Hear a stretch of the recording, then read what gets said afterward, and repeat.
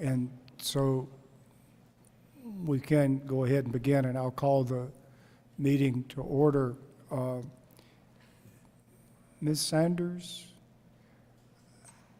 I think, is there, I can't see, is there a, if you don't mind coming and standing at the podium, there's a microphone there, and I think we can hear better. Ms. Sanders has been named by the governor to be the new commissar over at Child Protection Services. And so why don't you tell us a bit about yourself, a bit about the agency, and sort of how you see that unfolding. And thank you for coming. You can introduce your son if you want to, or not, as you choose to. Is that working? Ooh, yes. Good afternoon. I am Andrea Sanders, and I appreciate you all having me over this afternoon. I have a master's degree in social work. I have a law degree. I have spent most of my career helping families in Mississippi in some capacity, and I find that, generally speaking, vulnerable families in Mississippi have a common plight, and that my work across the board intersects with those same families, whether it's been through law or through social work.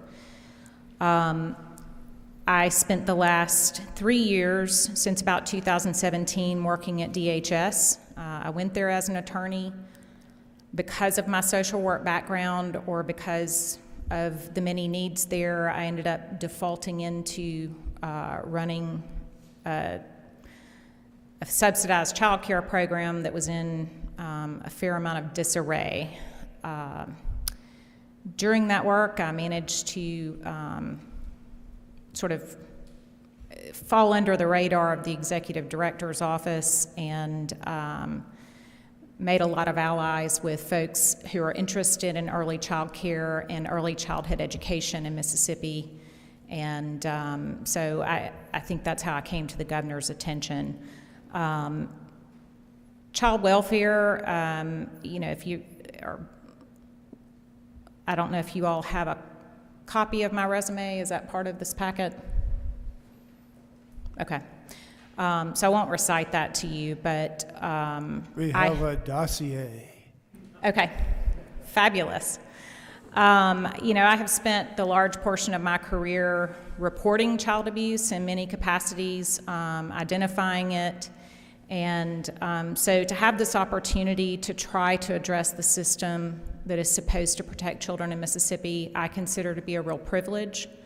I think that it is a job that I take very, very seriously, and sometimes I have to talk myself out of a tree because the stakes are really high with this work, and I'm not going to tell you that it's more important than what other agencies do, but it is different. I have about 3,750 live souls that I'm responsible for. By definition, they're vulnerable and they've already been harmed. So most of my life, when I tell people about the hardest job I've ever had, I have generally said it's being a mom and raising that boy and his brother. I'll go ahead and tell you the brother might be the one that made it a little more difficult, but it's tough work being a parent, and it's tough work for people who have resources and who have support, but I'm going to have to change that after November 9th. It is not the hardest job I've ever had. This is the hardest job by far that I've ever encountered. The agency's been through a lot of transition. In the parlance of clinicians and social workers, we talk about ACEs and trauma scores for children. This agency I consider to have a high ACEs score, adverse childhood experiences. It's been through its own degree of trauma. Multiple transitions. If you confirm me today, I would be the 4th commissioner in 4 years, really less than 4 years. And so, my focus right now is creating some stability. The work that we do is crisis-oriented by nature. We are addressing crisis on a daily basis, And so we need to be very good at it, and we need to normalize it. When I got to CPS, I found a fair amount of disorganization and folks running around with their hair on fire. Like I said, the work we do is very important, but we have to be calm and we have to have processes to address. The one thing we know is that crisis is going to be a constant. Children are going to continue to be abused. Situations in people's homes are going to be dangerous. And if anything, we can anticipate that that is increasingly so right now. We know the circumstances we've all been living under. And, I don't mind telling you, at my household, we're up to here sometimes. So nobody's had eyes on these kids this past year. They haven't been in school. And my goal right now is to create order and stability in the agency, maximize federal resources where we can. I would tell you that I know we're not being strategic enough about that because I don't find enough staff who really understood the funding streams. So we're bringing in experts and getting a team up to speed on how we can strategically use the funding that comes from outside of Mississippi and maximize your dollars. So with that being said, do you all have any questions for me? I'm sure that we do. Let me ask you this. Several years ago, the state got sued. Not surprising. But one of the requests or provisions in the suit was that we establish a separate Department of Child Protection Services. I'm not sure I really understood the theory behind that, but if that's what the court wanted, the legislature at that time took the position, whatever we're ordered to do, we want to do it, we want to do it quickly, and we want to comply with the order. Some time has passed since then. I think there were some problems separating the two agencies. Do we really, apart from the fact that the court ordered us to do it and we don't have any say-so, do we need a separate agency for child protection services? I'm glad you asked that question, Senator Bryan. I think that I don't know enough yet to tell you the answer to that. I will, just as a matter of fact, to clarify what you have been told, the court approved that settlement agreement, but that was agreed to by Mississippi and the plaintiffs and the monitors. I do know that the monitors that are overseeing that litigation for Mississippi are from New Jersey, and that a similar situation had been put in place there and it worked. So I can't tell you where that idea emanated from first. I think if the argument is that we have a lack of funding in Mississippi, which is often the case in this litigation from both sides, I don't know that creating an entirely new structure creates more funding. However, I would say, having come from DHS, been a part of the team that really sifted through some difficult evidence that we found there and brought to light some real, it's no secret, you all know what happened there. You can't underestimate the collateral damage that what happened at DHS had upon the child welfare system. And I would argue that we will all be paying for that for many years to come. I know that at that time, CPS could not and would not have gotten adequate attention and or resources while it was under the DHS umbrella. Now, Bob Anderson and I have a great relationship because I think that the system has been through a lot of trauma and suffers from what I call organizational whiplash. I wouldn't quickly advise you to put them back together, but Bob and I are taking the first step of jointly asking for an internal audit of all shared systems and all potential systems for sharing.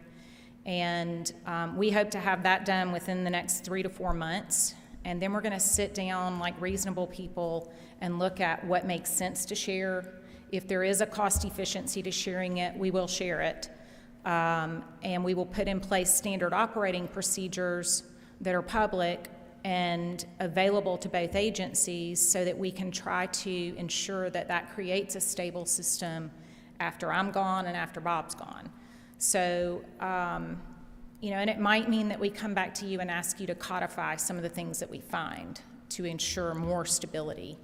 But his and my goal are to create systems that work. We don't have old turf issues. Neither one of us wants to guard or bring more onto our agency to do right now.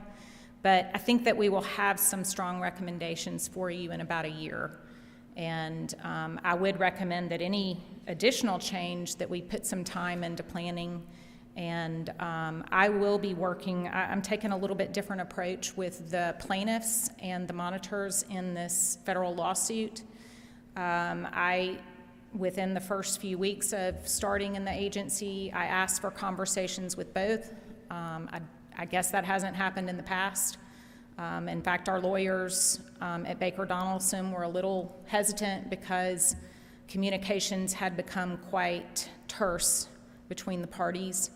I have now had 2 conversations with the primary plaintiff's attorney, excuse me. There are no plaintiffs left in this suit, but I think what they're looking for is what you all are looking for: accountability, credibility, transparency, and we're not going to fix all of those things that are in that settlement agreement to the degree that they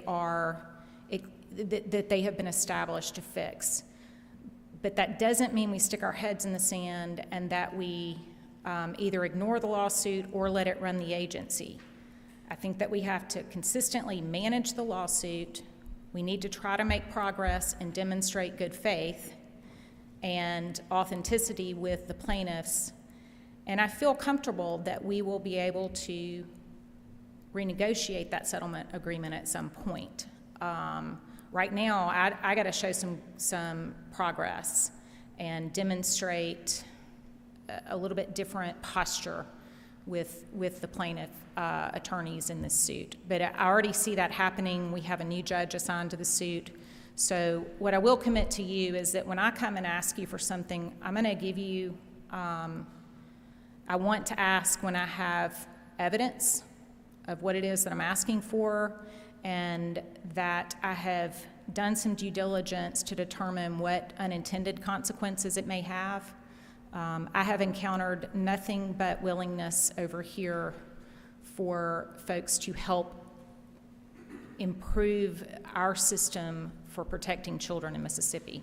So I thank you for that, and I think that I will have some things that I need, but I'm going to be very, very sure about what they are before I come and ask for them. Senator Parker seems to have a question. Yes, Thank you, Mr. Chairman, and thank you for being here.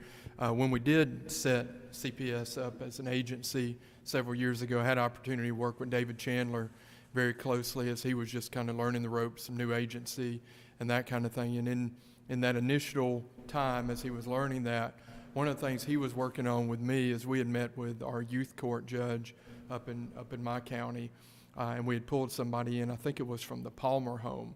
And what we were specifically looking to do was trying to find some ways to, with some partnerships with some of the private industries, maybe the churches and other organizations, find some ways to meet some needs without always having to do it through the agency. And we had some kind of, initial good startup talks on that and some kind of, good plans underway. But are you aware in your short time there, are there any plans like that in place?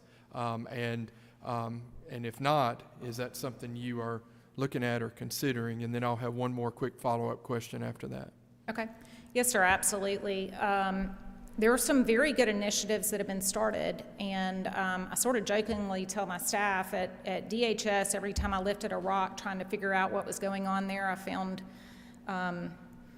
say a pile of poopy, but at CPS, I keep finding treasure. Really good things have been started. It's hard to sustain them in the kind of chaos that system has been in.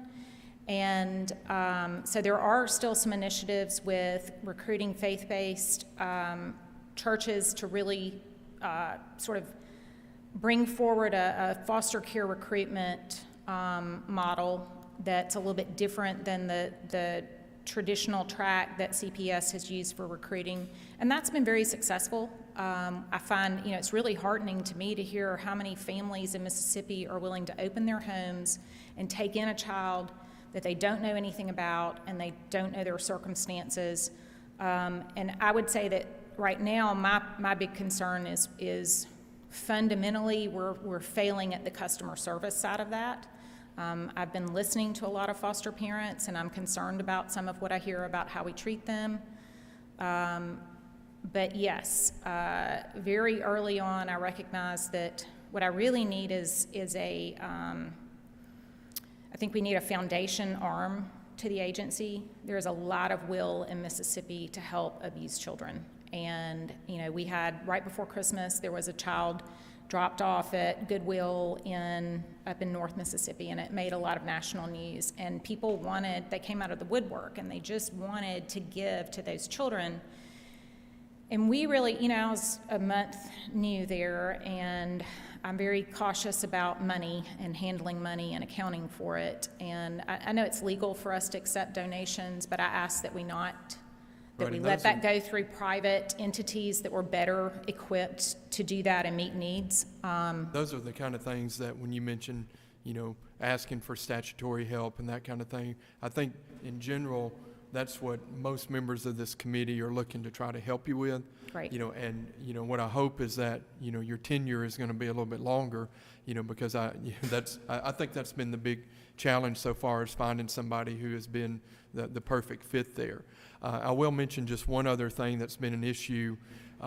We have had some issues of false reporting in the past, and I know we passed some legislation to try to make sure that if someone is falsely accused of child abuse and there was no merit to that, we passed a little statute change that required CPS to report or give documentation to the person who got the false claim, so that if that ever came up, they would have something in hand where they could say, if kind of challenged on that, they'd have an actual piece of documentation. So I know in your new role, you haven't read through the whole statute and probably come across that, but I just wanted to bring that to your attention because I think, we had a lot of lively discussion on that a few years ago, and it was something that I found was important to this committee, and just wanted to bring it to your attention. I'm glad you did. I think that, sometimes we're short-sighted in how we advocate for what we're trying to do, and if we don't have that kind of relationship with the public where we're accountable and we're willing to give not only the actuality of being somewhat fair and impartial, but the appearances of being fair and impartial. And I think that kind of option is an important part of restoring that, that we are willing to say, we make mistakes, and also we know that if you have mandatory reporting and anonymous reporting, it is an opportunity for people to use it as a sword. It's an opportunity for use in custody suits. And so I think that we have a duty to undo damage to someone when that has happened, and I appreciate y'all giving us the avenue to do that. Senator Horn. Thank you, Mr. Chairman. And Attorney Sanders, I appreciate your willingness to take on this role because it's not an easy task to perform. We do have a lot of kids out there who need help. And you mentioned the monitors. So as far as the oversight, where are we, and what grade, if we were being given a grade today by the monitors, what would that grade be? Myself or the agency's progress? The agency's progress.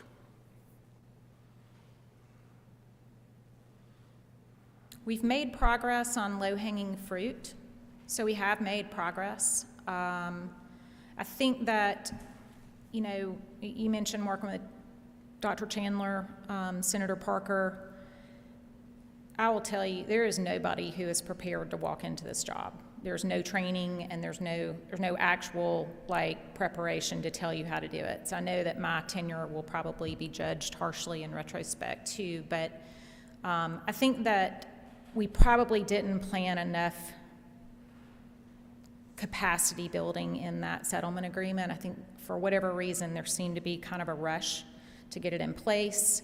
And that's me looking backwards through a lens and piecing together, like sifting through archaeology. But I think that they would say we've made a fair amount of progress since the lawsuit was filed in 2004. And I think the communication with the monitors over the last couple of years could have been more open and more willing to listen for outside help. I think that they are actually even willing to help to some extent with their expertise. They're social workers. They ran an agency previously. I think there is some natural benefit to be had simply from the fact that I do have a master's degree in social work and I have that sort of clinical side of experience. And that's not a magic button. It doesn't mean that I'm some perfect candidate, but it does give me some credibility with them and some ability to both learn from their experience and invite them into conversation, but also to push back if needed. And so, you know, and that's just, it's kind of like, you know, only a judge can tell a judge what to do, and only a doctor can tell a doctor what to do. There's a little bit of that myth, you know, and I do have some ability to move past that. So I think that they have some specific things that they would like to see us make more progress on. They are looking at our data that comes out the back end, and they see some opportunities. And I know in my first meeting with them, I asked them to define their relationship so that I could go ahead and determine how much can I ask you to help me? How much can I ask you to tell me what you're seeing? Because you have a unique bird's eye view. And I think that shocked them. But I'm going to ask them to help us as much as they will and give me the benefit of their experience. And so I think that we won't make super rapid progress because we've already progressed through the low-hanging fruit. But there are some other places where we have strategic opportunities, and I think that everyone's had their heads tucked trying to work through this whole separation from DHS. I'm told there was a big spending push in the beginning, and then there was definitely a lot of evidence of a big cutting trend over the last 2 years. I think we probably cut a little too deeply and maybe shot ourselves in the foot some. So I am trying to more, in a little bit more thoughtful way, determine how to build capacity back.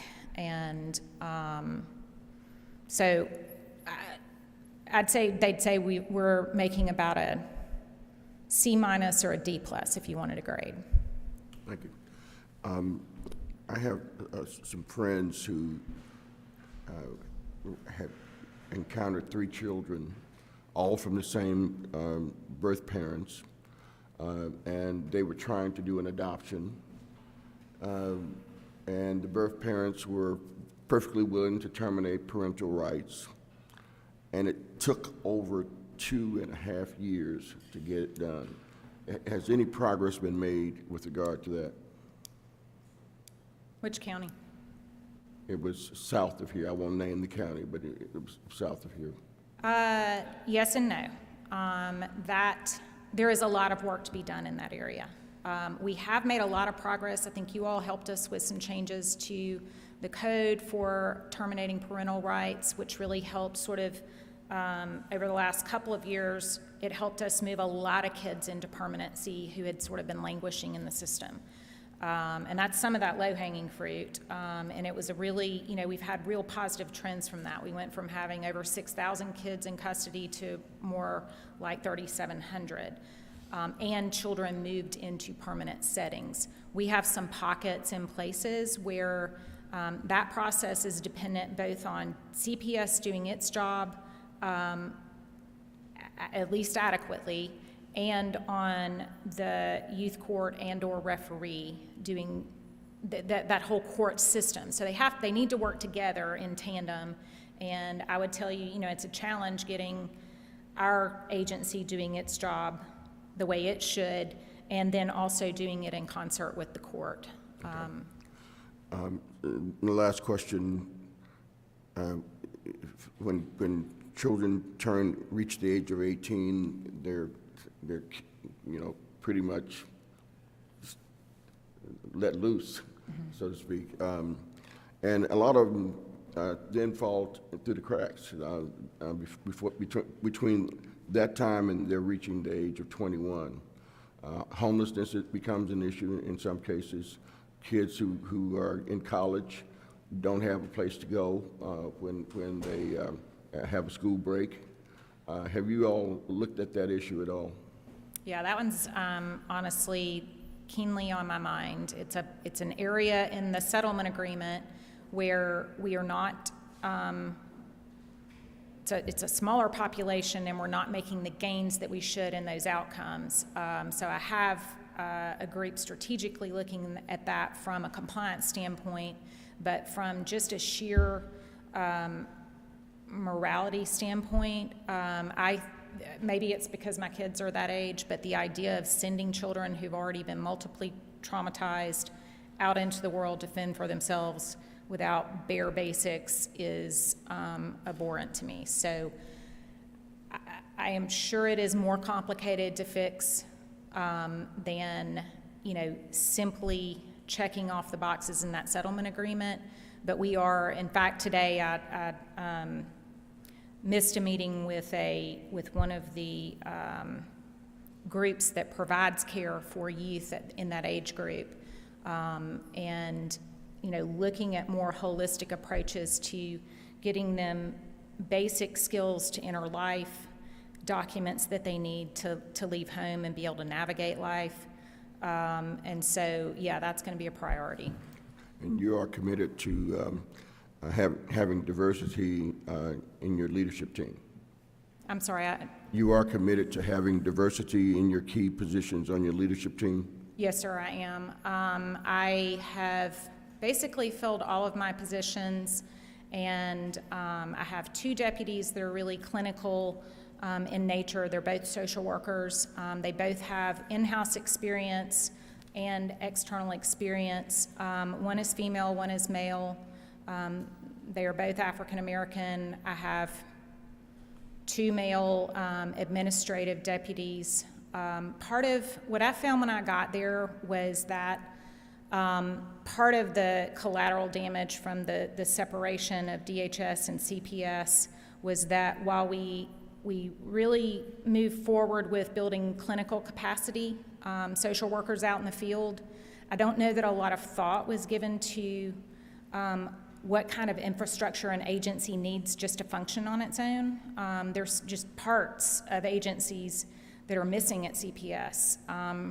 A robust contracting department, and really just the business side of the agency. So in those 2 hires, I hired the people with the most experience, who know the most about state government and have done that work previously. That's not really my strength. I definitely have a good head to watch all of that and know when there are discrepancies, but I needed that expertise.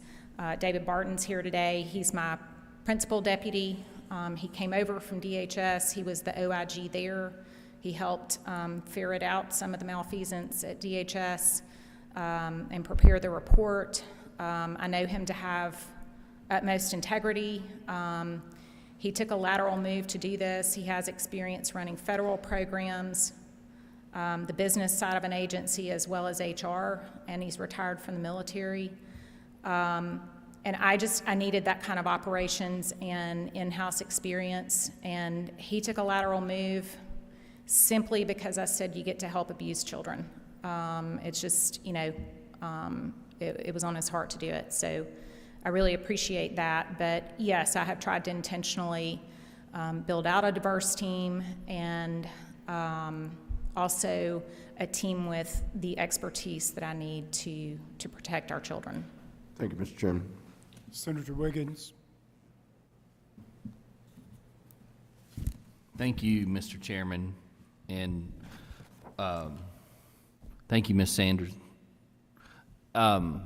First, I want to say that I agree with your assessment to the chairman's question about putting it back. If our goal was to shine a light on on the children part, then I think separating the two agencies, separating them from DHS has been, that's worked. Because I agree with you that if it was left under DHS, then that attention wasn't being given to that. So I appreciate that. And then listen to your comments. I think that seems like you understand what you're getting into. And I'm going to, I could talk for 30 minutes on this, but I'm going to say a few words and then I want you to respond. Well, actually, the chair does have certain prerogatives. So I'm not sure that you could talk for 30 minutes, but I would ask you, let's please not have an experiment to see if you can talk for 30 minutes. I take that as a warning shot from the chairman, so I will not do that. So my observations, and I had personal conversations through the other directors, like you said, there's been 4 of them, and my observations, it seems to me, are that it's the culture. Okay, what I've seen is these directors have come in and, for lack of a better description, have been sucked in by the culture at CPS. Okay, not that they're bad, they were bad people, they're not. It's just the culture. And when I'm talking about the culture, I'm talking about workers and what in court and the foster parents and all that. And so my question is going to be, how do you change the culture?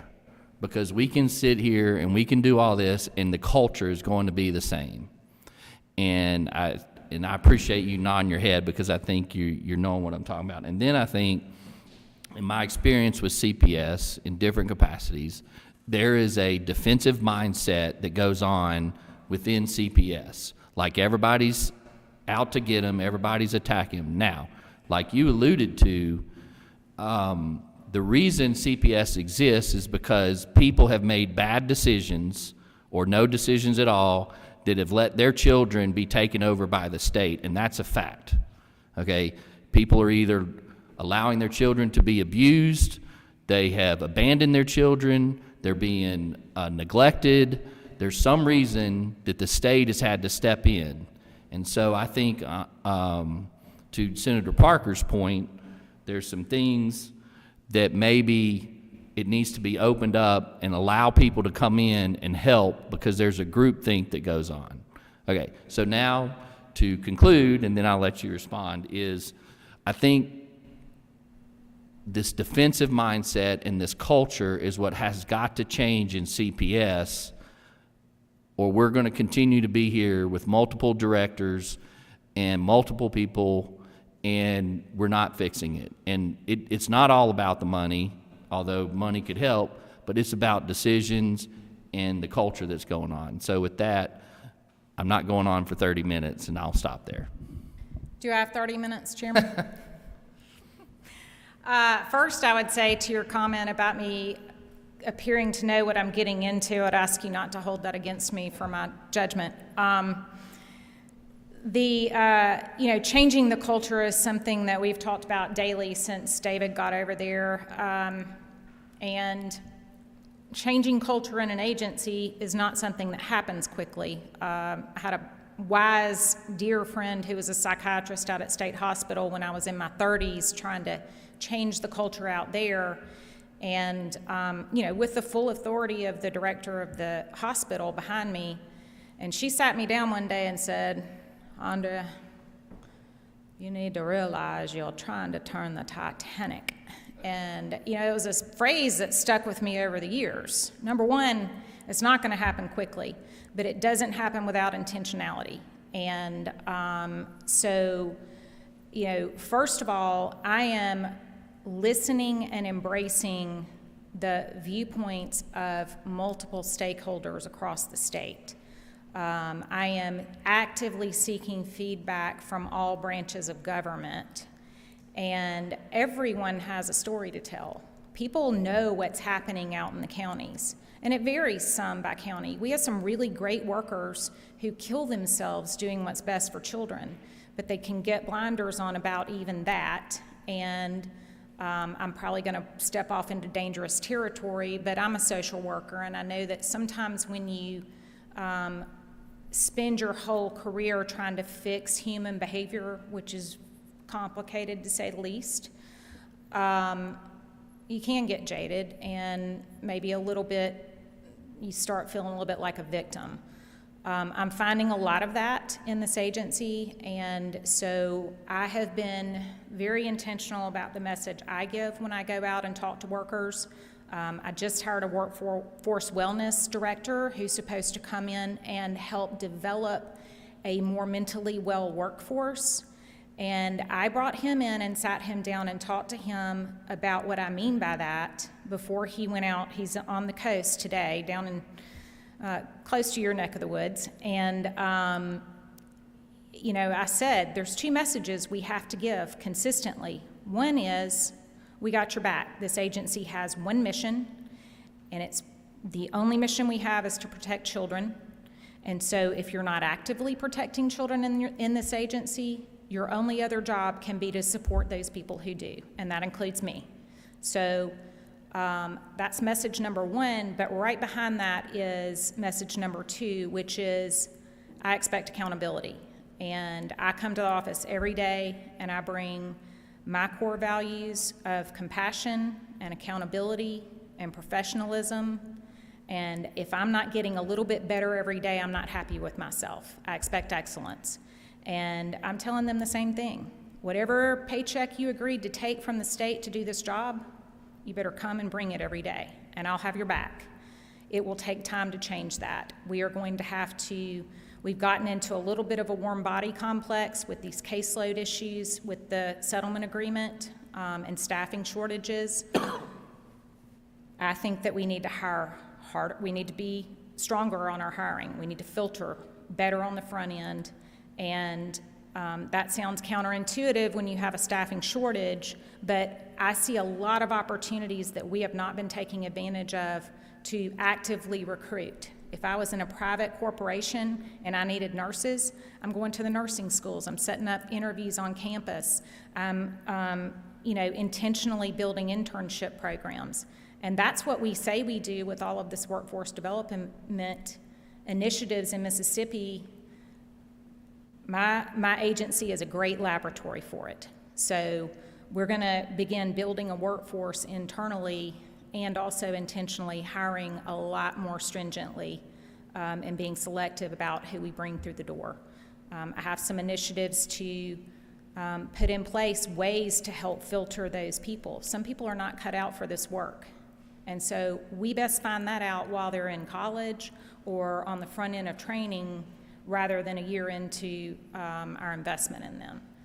That's pretty much my philosophy. But I think that long-term changing the culture involves that intentionality in our message from the top all the way down and repeating it often. You know, you can't send it out in a memo once and say, we're changing the culture. And then to some extent, this 30% turnover rate to me is an opportunity. People are coming and going. It's not like, I'm afraid what we're keeping, we just need to be very careful and intentional about screening and about resourcing and rewarding those employees who are doing a really good job. And that's a lot of them. They don't get a lot of recognition. But we need to move those folks on out who are not there because they really, really care about protecting children.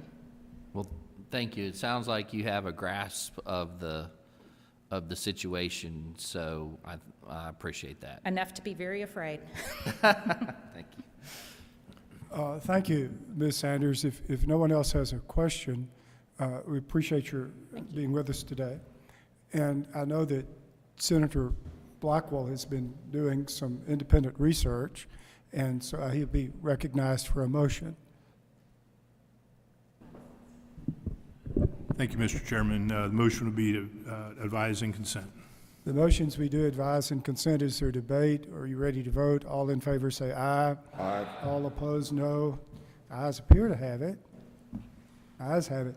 Congratulations, Ms. Sanders. We appreciate your being there to help us with this department, and I'm sure we'll be seeing you more over the next couple of years. The next item on the agenda is House Bill 73. It is a repealer on the chiropractors law. It actually makes one stylistic change in existing law, and that's about it. Senator Parker moves title sufficient to pass. Is there debate on this bill? If not, are you ready to vote? All in favor say aye. Aye. All opposed, no. The ayes appear to have it. The ayes have it. We'll report that to the chamber. The next item on the agenda is House Bill 1312, which is the repealer on the State Board of Cosmetology. There is litigation, not surprisingly again, involving the State Department of State Board of Cosmetology. It involves matters such as eyebrows and eyelids and threading. It's all way above my head. But I'm informed by representatives of the Board of Cosmetology, by their attorney, that the proposed strike all before you incorporates some provisions, some changes to existing law, which exempt from the regulatory authority of the board a number of items. If you look at lines 807 and following, that I think is the most specific exemption. There's also the way the bill is drafted. It makes clear the barber board has no regulatory authority over this. I'm informed by their attorney that this is fine with the barbers board, and I'm informed that this will resolve the suit. My thought is that it would be well, if the committee thinks well of it, for us to adopt the strike all and report the bill out so that it can stay on the calendar and the strike all will be available for people to find for some time after this. But having said that, I guess we need a motion. Senator Parker moves the title sufficient to pass, and then Senator Parker moves adoption of the strike all amendment. So we're now on the strike all amendment. Is there debate? Questions? Ready to vote? All in favor of the strike all amendment say aye. Opposed, no. The ayes appear to have it. The ayes have it. Senator Parker moves title sufficient to pass as amended. All in favor say aye. All opposed, no. The ayes appear to have it. The ayes have it. I should mention one other matter before the committee. As you know, the House has sent us legislation concerning the independent practice for nurse practitioners. It's my opinion that the committee just simply does not have enough information to deal with something that broad in scope at this time. It's sort of the opposite situation with optometry. I don't know that we knew what we were doing or not, but I am fairly confident that the board knew all about, the committee knew all about it we were ever going to know, and it was time to bring that to a resolution. I think it's the opposite situation with independent practice. We just haven't had enough time. We're not going to have enough time at this session to look into that. So it's my intention to consider that over the summer, but not to bring that bill before us at the time. Having said that, we will meet again Tuesday. And that's all that I have. Does anyone else have anything? If not, Senator Parker moves that we rise and report. All in favor say aye. All opposed, no. The ayes have it. Thank you all very much.